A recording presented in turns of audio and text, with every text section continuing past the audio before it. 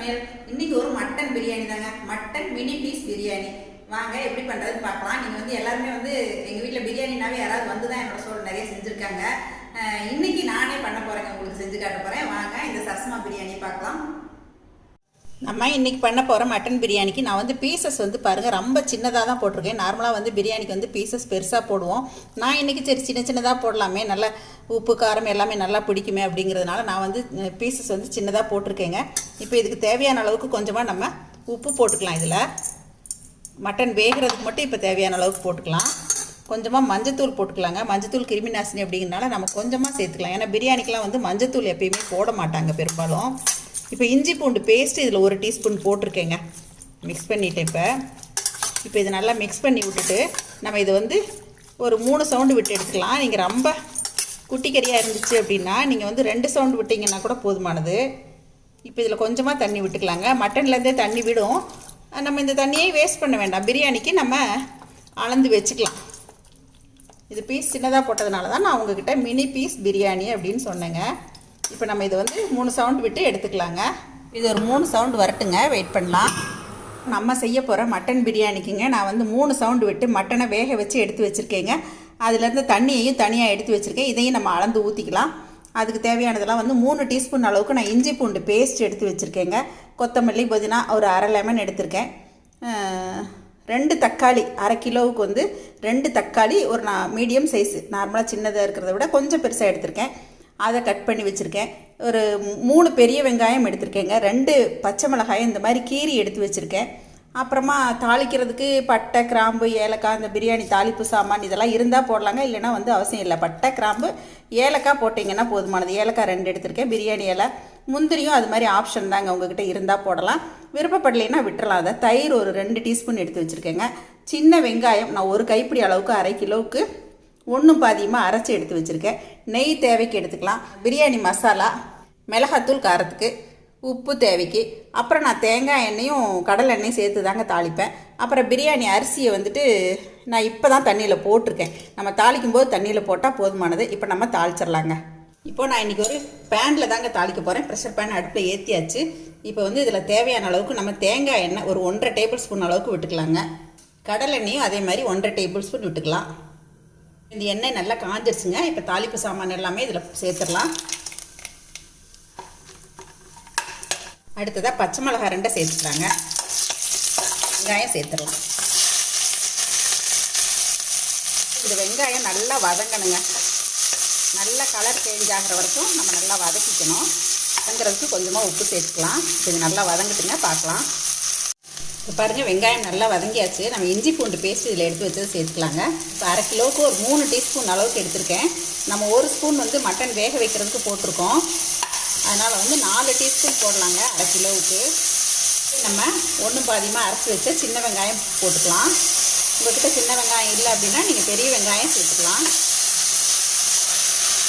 வெட்டி வச்ச தக்காளி சேர்த்துடலாங்க. கொஞ்சமாக கொத்தமல்லி புதினா இப்போ போட்டுக்கலாம். இப்போ இது ஒரு 2 நிமிஷம் நல்லா வதங்கியாச்சுங்க. இதில் 1 டீஸ்பூன் அளவுக்கு நம்ம மல்லித்தூள் சேர்த்துக்கலாம். நம்ம பிரியாணிக்கு தேவையான அளவுக்கு காரம் சேர்த்துக்கலாங்க. மிளகாத்தூள் தான் நான் போடுறேன்.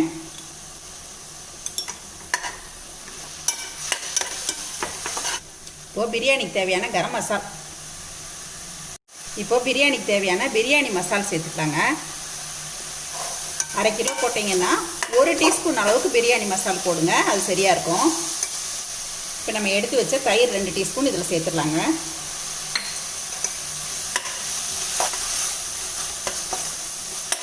வேக வச்சுருக்க மட்டனையும் இதில் சேர்த்துடலாங்க.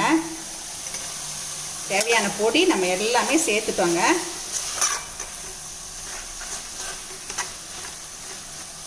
இப்போ இது வதங்கிறதுக்காக நான் மட்டன் வேக வச்ச தண்ணி இதில் கொஞ்சம் ஊற்றுறேங்க. ரொம்ப ட்ரையாக இருக்குது.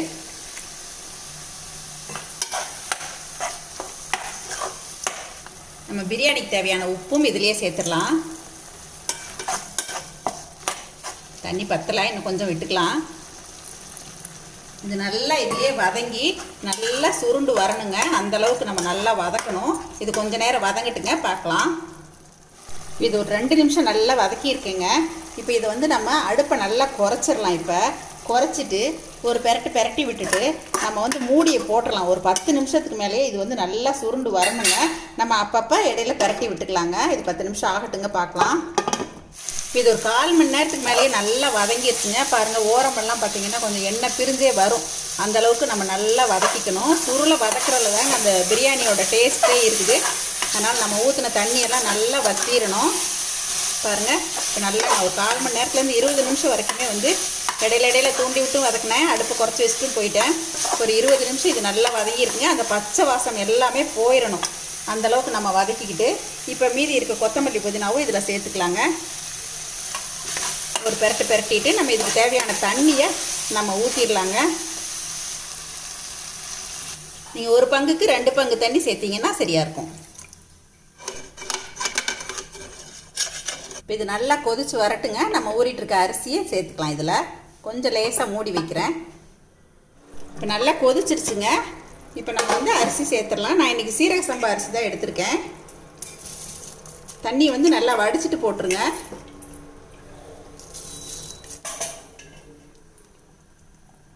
இப்போ இது அரிசி சேர்த்தாச்சுங்க.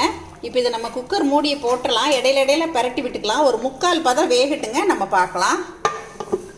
இப்போ பாருங்கள், கொஞ்சம் தான் தண்ணி இருக்குது. மீதி எல்லா தண்ணியுமே சுண்டிருச்சு. இன்னும் ஒரு நிமிஷம் பதம் வரணும். வந்துட்டால் நம்ம தம் போடலாம். இப்போ நம்ம ஆரம்பித்தா சரியாக இருக்குங்க.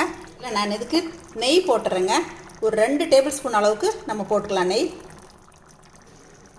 ஒரு 1/2 எலுமிச்சம்பழம் இதில் பிழிஞ்சு விட்டுறலாம். நம்ம 1/2 கிலோவுக்கு வந்து நல்ல சாறு வர்ற பழம், 1/2 பழம் பிழிஞ்சால் போதுமானதுங்க. இதை நல்லா ஒரு பெரட்டிக்கலாம்.